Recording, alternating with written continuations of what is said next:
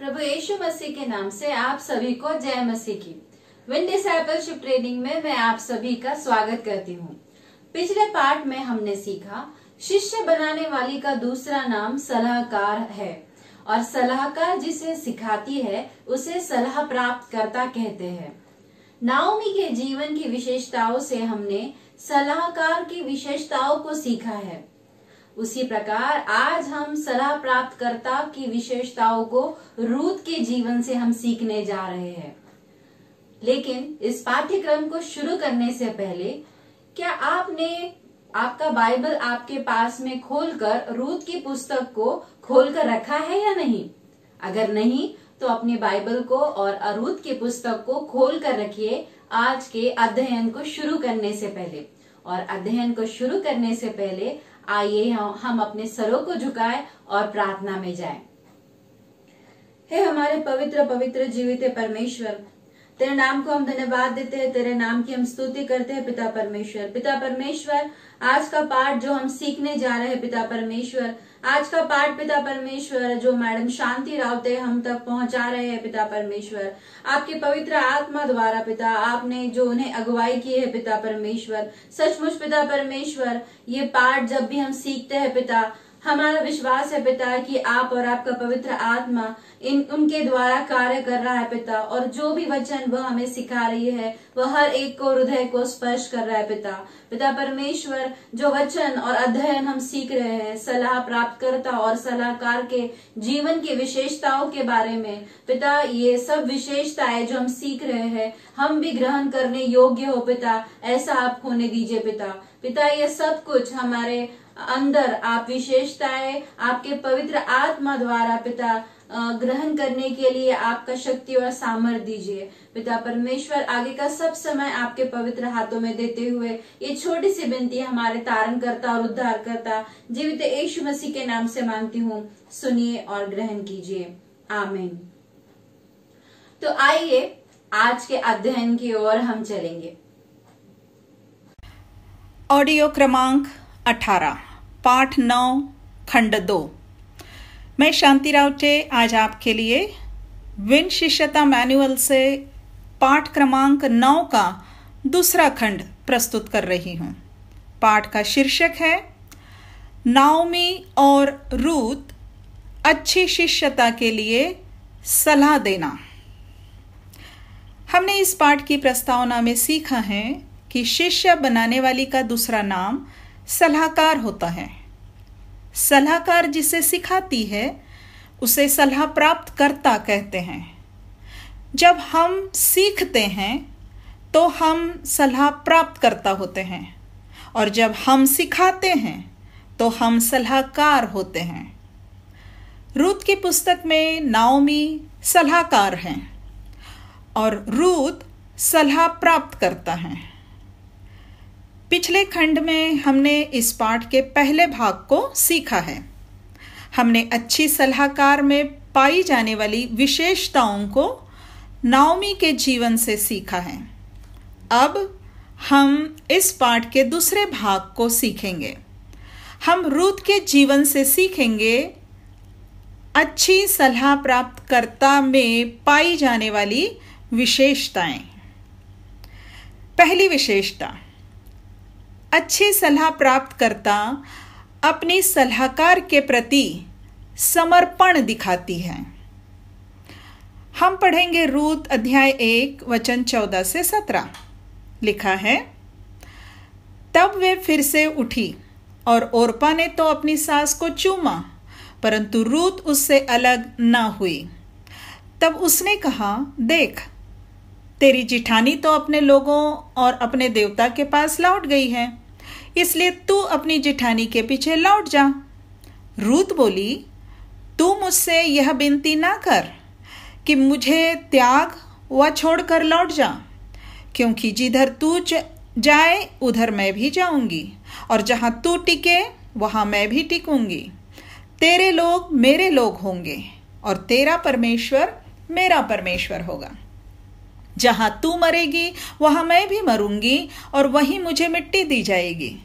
यदि मृत्यु छोड़ और किसी कारण मैं तुझसे अलग होऊं तो यहोवा मुझसे वैसा ही वरन उससे भी अधिक करें।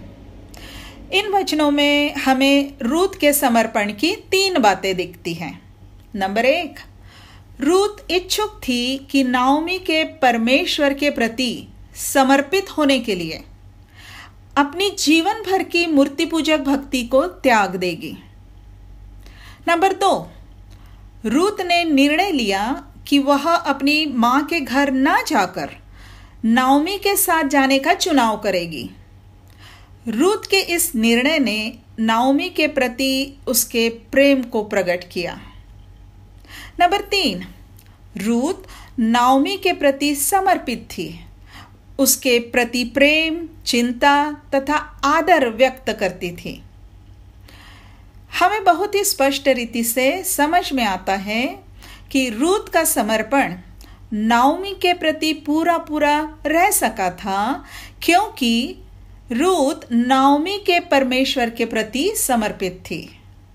अब रूत के लिए यहोवा परमेश्वर मात्र नाओमी का परमेश्वर नहीं था, परंतु वह उसका अपना परमेश्वर हो गया था।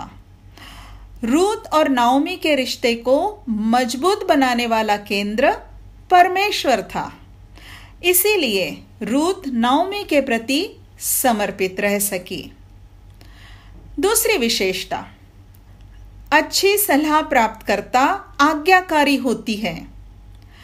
रूत अध्याय 3 वचन 5 में लिखा है, उसने उससे कहा, जो कुछ तू कहती है वह सब मैं करूंगी। अर्थात रूत ने नाओमी से कहा, जो कुछ तू कहती है वह सब मैं करूंगी।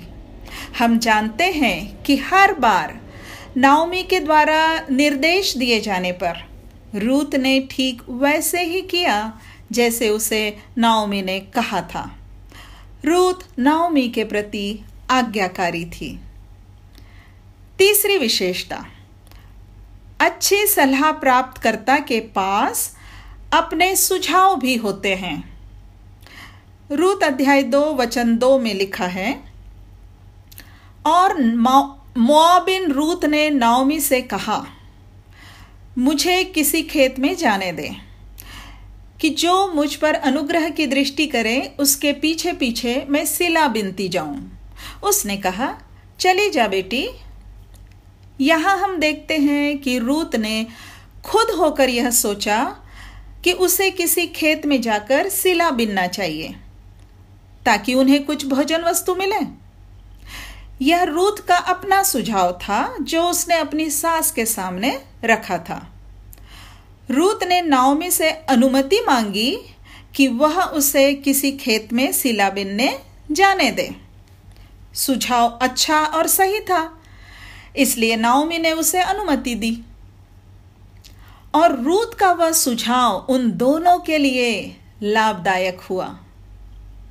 चौथी विशेषता, अच्छी सलाह प्राप्तकर्ता सच्ची और पूरी रिपोर्ट देती है। रूत अध्याय 2 वचन 19 से 22 में लिखा है, उसकी सास ने उससे पूछा, आज तू कहां बिनती और कहां काम करती थी?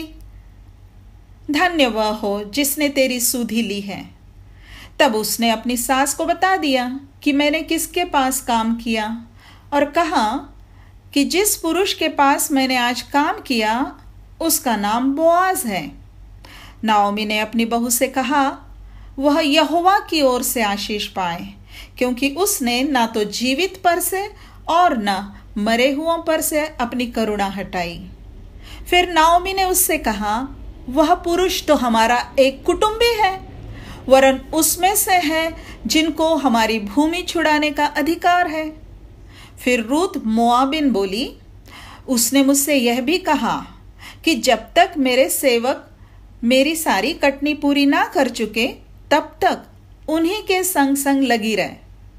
नाओमी ने अपनी बहू रूत से कहा, मेरी बेटी, यह अच्छा भी है कि तू उसी की दासियों के साथ साथ जाया करे और वे तुझसे दूसरे खेत में ना मिले। रूत ने जो नाओमी को रिपोर्ट दी उसके संबंध में हम 4 बातें देखते हैं। पहली बात, रूत ने नाओमी के प्रश्नों का उत्तर बिना भय के साथ दिया। दूसरी बात, रूत ने नाओमी के प्रश्नों का ईमानदारी से तथा पूरा पूरा उत्तर दिया। तीसरी बात, रूत ने नाओमी को वे सारी बातें बताई जो नाओमी को जानना आवश्यक थी ताकि वह रूत को अच्छी दिशा दिखा सके।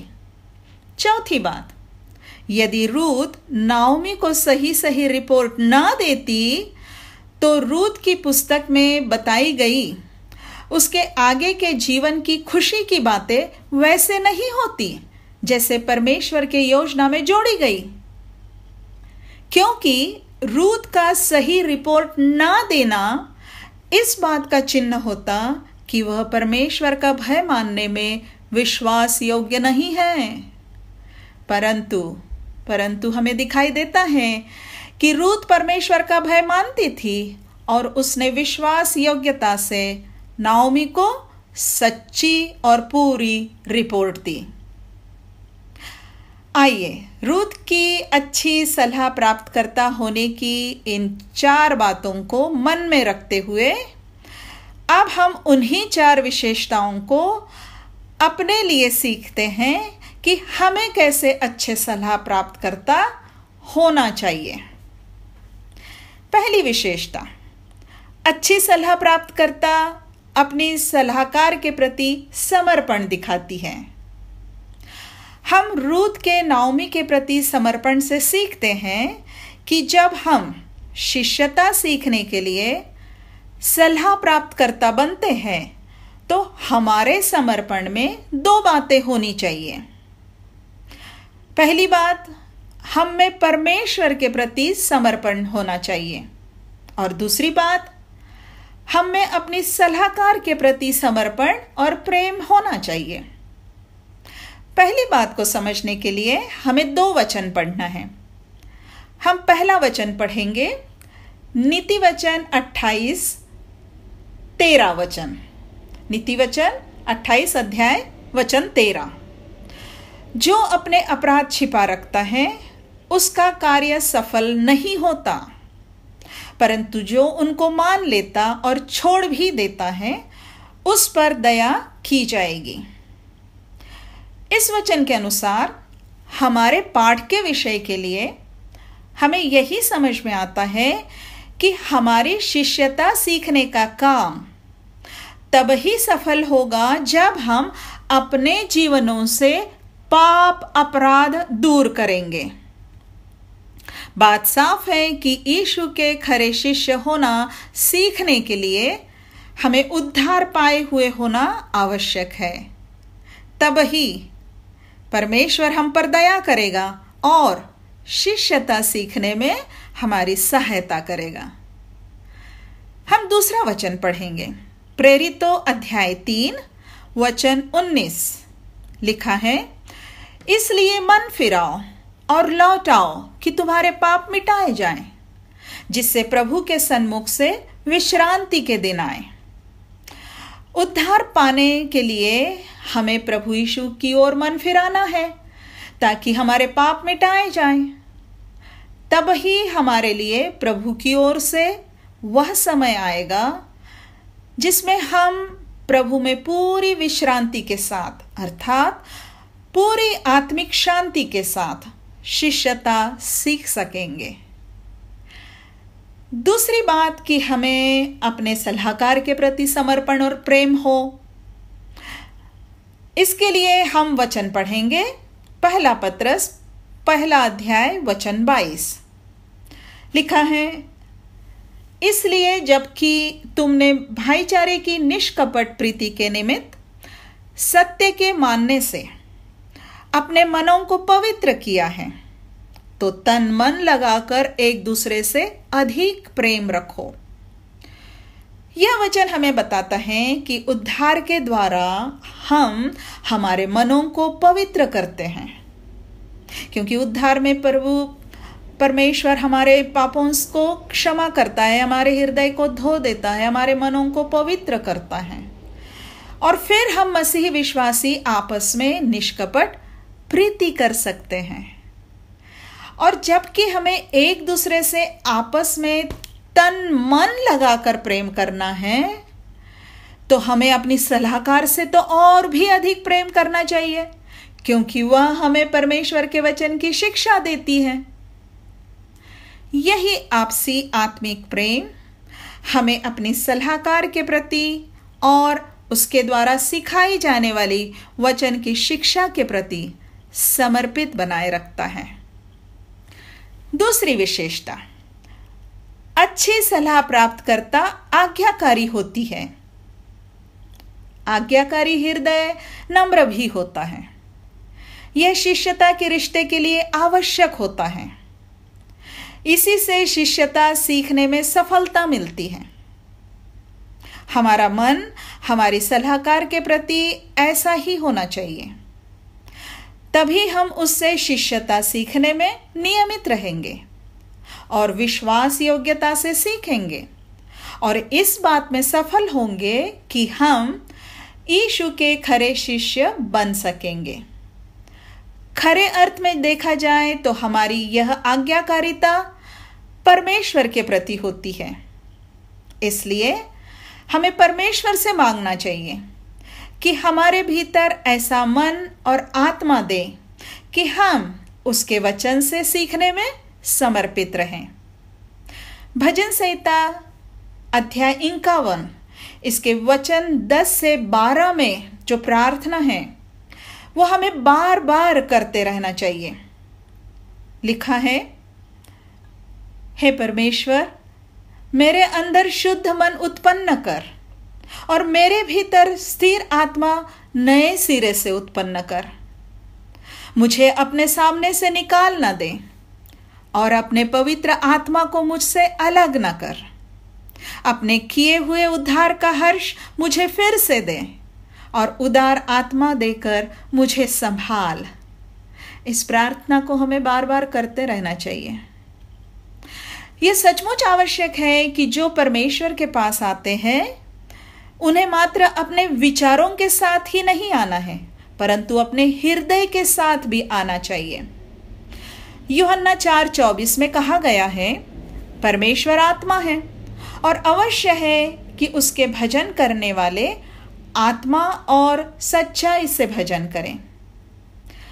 हमारे इस पाठ के लिए इस वचन का अर्थ यह होगा कि जब हम परमेश्वर के वचन से शिक्षा पाते हैं तो हमें पूरे हृदय से, पूरे आत्मा और सच्चाई से सीखना चाहिए। तीसरी विशेषता, अच्छी सलाह प्राप्तकर्ता के पास अपने सुझाव भी होते हैं। जब हम शिष्यता की शिक्षा पाते रहते हैं तो हमें भी रचनात्मक रूप से सोचना चाहिए और अपनी सलाहकार के सामने अपने सुझाव भी देने चाहिए। कुछ सुझाव सीखने के तरीके के संबंध में हो सकते हैं, कुछ व्यवहारिक सुझाव हो सकते हैं कि किस प्रकार इन शिक्षाओं को जीवन में लागू कर सकते हैं या किस प्रकार आज्ञा पालन में आने वाली बाधाओं को दूर कर सकते हैं इत्यादि। या फिर कुछ ऐसे सुझाव हो सकते हैं कि इस शिष्यता की सीखने और सिखाने की सेवा को कैसे आगे बढ़ा सकते हैं। हो सकता है कि कुछ नए सुझाव होंगे जो पहले परखे नहीं गए होंगे, तो भी उन्हें दिया जा सकता है कि उस पर विचार करके लागू किया जा सके। यशायाह 43 इसके वचन 19 में लिखा है, यहां परमेश्वर कह रहा है, देखो मैं एक नई बात करता हूं, वह अभी प्रकट होगी, क्या तुम उससे अनजान रहोगे? मैं जंगल में एक मार्ग बनाऊंगा और निर्जल देश में नदियां बहाऊंगा। हमारा परमेश्वर इतना महान है कि जंगल में मार्ग बना सकता है और निर्जल देश में नदियां बहा सकता है। तो वही परमेश्वर हमारे नए और उचित सुझावों को अपने कार्य में उपयोग में ला सकता है। चाहे असफल होने की संभावना दिखाई देती हो, फिर भी कुछ नए करने का प्रयास करना चाहिए। यह एक ऐसा तरीका होता है जिससे शिष्याएं सीखती है और वृद्धि करती जाती है। अच्छी सलाह प्राप्तकर्ता के पास अपने सुझाव भी होते हैं। चौथी विशेषता, अच्छी सलाह प्राप्तकर्ता सच्ची और पूरी रिपोर्ट देती है। जब शिष्यता के लिए हमें कोई शिक्षा देता है तो आवश्यक होता है कि हम अपने सलाहकार को, अपने सिखाने वाली अगुआ को अपनी सीखने की वृद्धि के बारे में सही रिपोर्ट दें। यदि हम किसी और को सिखाने में लग गए हैं तो हम कैसे सिखा रहे हैं इसकी भी रिपोर्ट हम अपनी अगुआ को दें, क्योंकि जब हम सही रिपोर्ट देते हैं तभी हमारी सलाहकार हमें आगे का मार्गदर्शन सही और अच्छी दिशा में दे सकती है। पहला पत्रस अध्याय 3 वचन 15 में हम पढ़ते हैं, लिखा है, परंतु मसीह को प्रभु जानकर अपने अपने मन में पवित्र समझो, और जो कोई तुमसे तुम्हारी आशा के विषय में कुछ पूछे तो उसे उत्तर देने के लिए सर्वदा तैयार रहो, पर नम्रता और भय के साथ। मूलतः यह वचन इसलिए लिखा गया है कि हम अपनी यीशु में प्राप्त आशा के विषय में उत्तर देने के लिए तैयार रहें। हम लोगों को अपने उद्धार की आशा के बारे में बताने के लिए तैयार रहें। परंतु यहां हमारे पाठ के लिए हमें इस वचन के पहले भाग की ओर ध्यान देना है, जिसमें कहा जा रहा है कि हमें ऐसे मसीही बनना है जो मसीह यीशु को प्रभु जानकर अपने अपने मन में उसे पवित्र समझते हैं, अर्थात उसका भय मानते हैं। जब हम ऐसे मसीही होंगे तो निश्चय ही हम अपनी सलाहकार को अपनी रिपोर्ट देते समय भी अपने मन में अपने प्रभु का भय मानकर सही रिपोर्ट देंगे। हम अपने वचन के सिखाने वाले शिक्षकों के सामने अपनी खरी आत्मिक दशा को बताने में हमेशा तैयार रहे और मन में प्रभु का भय मानते हुए सही बात बताएं। इसके लिए हमें नम्रता धारण करनी होगी। तब हम दिखावा नहीं करेंगे, तब हम झूठी सफलता या झूठी आत्मिकता का दावा नहीं करेंगे। हम सच बताएंगे ताकि हमारे सलाहकार हमें आगे की सही दिशा दिखा सके। यहां एक बात बताना आवश्यक होगा कि हमें ऐसे ही विश्वास योग्य सलाहकार होना चाहिए कि जब कोई हमें अपनी निजी बात बताता है तो हम उस बात को औरों को ना बताएं। जब कोई हमारी सलाह प्राप्त करता हमें अपनी कोई निजी बात बताती है सलाह प्राप्त करने के लिए, तो हम उस बात को औरों को ना बताएं। अब हम अपने पाठ के तीसरे भाग को देखेंगे, सलाह देने लेने के रिश्ते की आशीषें। पहले हम रूत और नाओमी के जीवन में सलाह देने लेने के रिश्तों की आशीषों को देखेंगे। पहली आशीष, सलाहकार तथा सलाह प्राप्तकर्ता दोनों परमेश्वर की आशीषों में सहभागी होती है। रूत के अध्याय 3 में हम पढ़ते हैं कि नाओमी रूत को सलाह देती है कि वह किस प्रकार बोआज के पास जाकर उसे कहे कि वह उनकी भूमि छुड़ाने वाला कुटुंबी है और उसके सामने प्रस्ताव रखे कि वह उससे विवाह करे। और हम पढ़ते हैं कि रूत ने नाओमी की उस सलाह का पालन किया। फिर हम बोआज के बारे में भी पढ़ते हैं कि वह बहुत ही आदरपूर्ण तरीके से रूत को कहता है कि वह दूसरे ही दिन उस कार्य को विधिवत पूरा करेगा। इसके बाद रूत अपनी सास के पास लौटती है। तब हम अध्याय 3 इसके वचन 16 से 18 में पढ़ते हैं, लिखा है, जब रूत अपनी सास के पास आई तब उसने पूछा, हे बेटी, क्या हुआ? तब जो कुछ उस पुरुष ने उससे किया था वह सब उसने उसे कह सुनाया। फिर उसने कहा, यह 6 नपुए जौ उसने यह कहकर मुझे दिया कि अपनी सास के पास छूछे हाथ मत जा, मतलब खाली हाथ मत जा। उसने कहा, हे मेरी बेटी, जब तक तू ना जाने कि इस बात का कैसा फल निकलेगा तब तक चुपचाप बैठी रहे, क्योंकि आज उस पुरुष को यह काम बिना निपटाए चैन न पड़ेगा। फिर अध्याय 4 में हम पढ़ते हैं कि बोआज इस्राएल की रीति के अनुसार और परमेश्वर की व्यवस्था के अनुसार नगर के फाटक पर नगर के 10 वृद्धों के सामने जाकर इस बात का फैसला करता है कि वह रूत से विवाह करेगा। तब हम अध्याय 4 वचन 13 से 17 में पढ़ते हैं। लिखा है, तब बोआज ने रूत से विवाह कर लिया और वह उसकी पत्नी हो गई। और जब वह उसके पास गया तब यहोवा की दया से उसको गर्भ रहा और उसके एक बेटा उत्पन्न हुआ। तब स्त्रियों ने नाओमी से कहा, यहोवा धन्य है जिसने तुझे आज छुड़ाने वाले कुटुंबी के बिना नहीं छोड़ा। इस्राएल में इसका बड़ा नाम हो और यह तेरे जी में जी ले आने वाला और तेरे बुढ़ापे में पालने वाला हो, क्योंकि तेरी बहू जो तुझसे प्रेम रखती है और 7 बेटों से भी तेरे लिए श्रेष्ठ हैं, उसी का यह बेटा है। फिर नाओमी उस बच्चे को अपनी गोद में रखकर उसकी धाई का काम करने लगी और उसकी पड़ोसिनों ने यह कहकर कि नाओमी के एक बेटा उत्पन्न हुआ है, लड़के का नाम ओबेद रखा। इस प्रकार हम देखते हैं कि नाओमी की सलाह मानने से रूत को आशीष मिली और रूत की आशीषों में नाओमी हिस्सेदार हुई। नाओमी को नया काम मिल गया, वह रूत के बेटे ओबेद की धाई बन गई।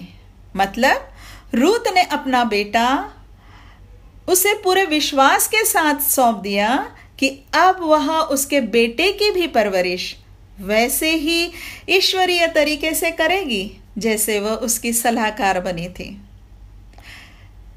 दूसरी आशीष, सलाहकार तथा सलाह प्राप्त करता दोनों मिलकर दूसरों के लिए तथा परमेश्वर के राज्य के लिए आशीष का कारण ठहरती हैं।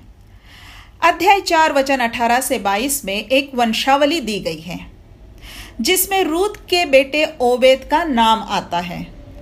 जिस पेरेस के नाम से यह वंशावली यहां आरंभ होती है वह याकूब के पुत्र यहूदा का बेटा था। लिखा है, पेरेस की यह वंशावली है, अर्थात पेरेस से हेस्रोन और हेस्रोन से राम और राम से अम्मीनादाब और अम्मीनादाब से नहशोन और नहशोन से सलमोन और सलमोन से बोआज और बोआज से ओबेद और ओबेद से इशै और इशै से दाऊद उत्पन्न हुआ। इस प्रकार हम देखते हैं कि नाओमी तथा रूत के रिश्ते के माध्यम से और रूत तथा बोआज के विवाह से उत्पन्न ओबेद आगे राजा दाऊद का दादा हुआ। और हम जानते हैं कि अंततः राजा दाऊद के वंश में यीशु मसीह का जन्म हुआ। इस प्रकार रूत का पुत्र ओबेद और दाऊद यीशु मसीह की वंशावली के भागीदार हुए। हम मत्ती रचित सुसमाचार के पहले ही अध्याय में यीशु मसीह की वंशावली में रूत का नाम पढ़ते हैं। मत्ती अध्याय 1 वचन 5 और 6 में लिखा है, और सलमोन और राहाब से बोआज उत्पन्न हुआ और बोआज और रूत से ओबेद उत्पन्न हुआ और ओबेद से इशै उत्पन्न हुआ और इशै से दाऊद राजा उत्पन्न हुआ। कितनी महान आशीष मिली रूत को। निश्चय ही यह परमेश्वर की योजना में हुआ कि एक मोआबिन रूत का नाम यीशु मसीह की वंशावली में शामिल हुआ, क्योंकि उस रूत ने यहोवा परमेश्वर को अपना परमेश्वर मान लिया था और नाओमी के द्वारा दी जाने वाली अच्छी सलाह का पालन किया था। आज भी जब हम यीशु के लिए शिष्य बनाने की सेवकाई में सलाहकार और सलाह प्राप्तकर्ता के रिश्ते बनाते हैं, एक दूसरे को सिखाते हैं, तो हम सलाहकार और सलाह प्राप्तकर्ता के रिश्ते में बंधते हैं। तो इन दोनों आशीषों में हम भी सहभागी होते हैं। पहली आशीष, हम सलाहकार तथा सलाह प्राप्तकर्ता दोनों परमेश्वर की आशीषों में सहभागी होते हैं। दूसरी आशीष, हम सलाहकार तथा सलाह प्राप्तकर्ता दोनों मिलकर दूसरों के लिए तथा परमेश्वर के राज्य के लिए आशीष का कारण ठहरते हैं। इन आशीषों को पाने के संबंध में हम इन 5 बातों को याद रखें। नंबर 1, हमारे इस शिष्यता के लिए सलाह देने लेने के रिश्ते का अंतिम लक्ष्य परमेश्वर के राज्य को लाभ पहुंचाना ही है। और हम जो इस शिष्यता को सीखने और सिखाने की श्रृंखला में जुड़े रहते हैं, हम सब इस आशीष के भागीदार होते हैं। नंबर 2, जब हम सलाहकार होते हैं तो हमें अपनी सलाह प्राप्तकर्ता की सफलता पर उसकी प्रशंसा करनी चाहिए। उसकी सफलता कभी भी हमारे जलन का कारण ना ठहरे। पहला पत्रस अध्याय 2 वचन 1 में हमें कहा गया है कि हम सब प्रकार का बैरभाव और छल और कपट और डाह और बदनामी को दूर करें, अपने से दूर करें, अपने बीच के रिश्तों में से इन बातों को दूर करें। याद रखें कि जब हम इस शिष्यता की सलाह लेने देने के रिश्ते में जुड़े हैं तो हमारे बीच ये बुरे स्वभाव की बातें कभी नहीं आनी चाहिए। नंबर 3, जब हमारी सलाह प्राप्तकर्ता स्वयं सलाहकार बनती है, फिर वो खुद दूसरों को सिखाने का आरंभ करती है, तो हमें इस बात में आनंदित ही होना चाहिए, क्योंकि इसी के द्वारा हम शिष्यता की आशीषों को आगे की पीढ़ियों में बांट सकते हैं। नंबर 4, जब परमेश्वर के लोग मेल मिलाप के वातावरण में काम करते हैं, तब परमेश्वर का राज्य आशीष पाता है। भजन संहिता 133 वचन 1 में लिखा है, देखो यह क्या ही भली और मनोहर बात है कि भाई लोग आपस में मिले रहे। शिष्यता सीखने और सिखाने के रिश्ते से हम एक ऐसे उद्देश्य से आपस में मिले रह सकते हैं जिसका केंद्र हमारा प्रभु यीशु होता है, क्योंकि इसमें हम उसके ही महान आदेश को पूरा करते हैं और ये निश्चय ही भली और मनोहर बात होती है। नंबर 5, यीशु के द्वारा जो रूत का वंशज है, संपूर्ण जगत को आशीष मिली है। यीशु संपूर्ण जगत का उद्धार करता है। पहला कुरिन्थियों अध्याय 15 वचन 22 में लिखा है, और जैसे आदम में सब मरते हैं, वैसे ही मसीह में सब जिलाए जाएंगे। इस वचन में शुभ संदेश यह है कि जो यीशु मसीह में विश्वास करते हैं, वे आज अपने अपने पाप की आत्मिक मृत्यु की दशा से जिलाए जाते हैं और फिर एक दिन ये सब विश्वासी, हम सब विश्वासी अनंत जीवन पाने के लिए भी यीशु मसीह में जिलाए जाएंगे। यदि हम यीशु मसीह के आने के पहले हमारी मृत्यु हो जाती है तो हम यीशु मसीह में जिलाए जाएंगे। आज हम यीशु के लिए शिष्य बनकर यीशु की इस आशीष को बहुतों तक पहुंचा सकते हैं और बहुतों को शिष्य बनाकर उन्हें भी तैयार कर सकते हैं कि आने वाली पीढ़ियों में इस आशीष को बहुतों तक ले जाने वाले बन सके। हम शिष्यता की शिक्षा देते रहेंगे तो अगली पीढ़ी शिष्यता सीखेगी और स्वयं शिष्य बनाने वाली पीढ़ी भी बनेगी कि आगे भी यीशु के लिए शिष्य बनाते रहेगी। हमारी शिष्यता से जगत को यीशु की उद्धार की आशीष मिलने का कार्य और तीव्र गति से और व्यापक स्तर पर हो सकता है। आओ हम इसी उद्देश्य को महत्व देते हुए अच्छी सलाह प्राप्त करता भी बने और अच्छी सलाहकार भी बने। परमेश्वर हमारी सहायता करें। हमारे प्रभु यीशु मसीह के नाम से आमीन। जिस तरह एक सलाहकार एक निष्ठता से अपने सलाह प्राप्तकर्ता को सही राह बताती है, वैसे ही सलाह प्राप्तकर्ता को भी दृढ़ता पूर्वक विश्वास योग्य अपने सलाहकार के प्रति रहना आवश्यक है। तो आइए हम अंत की प्रार्थना करेंगे और अपनी आंखों को बंद करेंगे। हे हमारे जीविता प्रभु परमेश्वर, आज हमने आज के अध्ययन में जो सीखा है उस पर हमें चलना सिखाइए पिता परमेश्वर।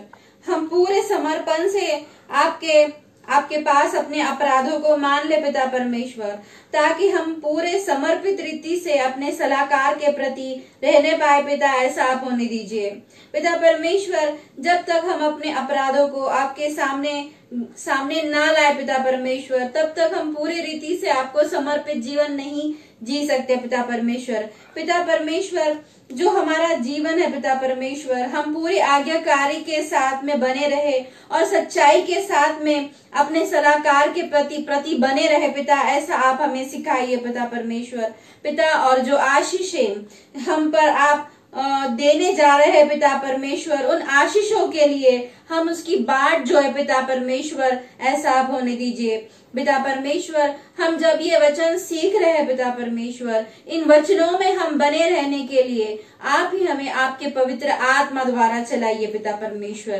पिता परमेश्वर, आगे का सब समय आपके हाथों में देती हूँ पिता। ये छोटी सी विनती हमारे तारणकर्ता और उद्धारकर्ता हमारे जीवित यीशु मसीह के नाम से मांगती हूँ, सुनिए और ग्रहण कीजिए, आमीन। हे आमच्या स्वर्गातील बाप्पा, तुझे नाम पवित्र मानले जाओ, तुझे राज्य येऊ, जसे स्वर्गात तसे पृथ्वीवरी, तुझ्या इच्छेप्रमाणे हो। आमची रोजची भाकर आज आम्हास दे, आणि जसे आम्ही आमच्या ऋणासून सोडले आहे तसेच तू आमचे ऋण आम्हास सोड, आणि आम्हास परीक्षेत आणू नकोस, तर आम्हास वाईटापासून सोडव, कारण की राज्य, सामर्थ्य आणि गौरव ही सर्व काळ तुझीच आहे, आमीन। रूथ सिर्फ एक अच्छी बहू ही नहीं थी, लेकिन एक अच्छी सलाह प्राप्त करता भी थी। तो क्या आप रूथ की इन विशेषताओं को पाना चाहते हैं? तो बाइबल पढ़ना और आज के अध्ययन को फिर से सुनना ना भूलें और ये बात अपनों के साथ में जरूर साझा करें। तो मिलते हैं आने वाले बुधवार को हमारे इसी मेथडिस्ट चर्च यूट्यूब चैनल पर। तब तक प्रभु आपके साथ रहे और आपको आशीष दे। Praise the Lord.